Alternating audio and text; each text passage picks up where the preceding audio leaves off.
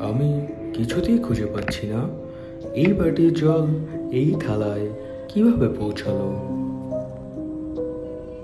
অনেকক্ষণ ভাবার পরে মনে পড়ে অতি কুৎসিত এবং অতি অপ্রয়োজনীয় একটি জিনিস কিছুদিন আগে আমি তৈরি করি, যেটি প্রথমে নিজে জল খায় এবং নিজের একটি বৈশিষ্ট্যর কারণে চারিদিকে জল ছড়িয়ে বেড়ায়।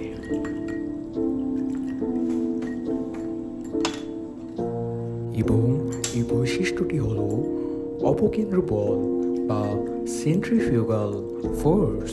কেন্দ্র থাকে ব্যাসার্ধ বরাবর বহির্মুখী এই অপকেন্দ্র বলের জন্য চারিদিকে এ জল ছড়িয়ে বেড়ায়। ধন্যবাদ।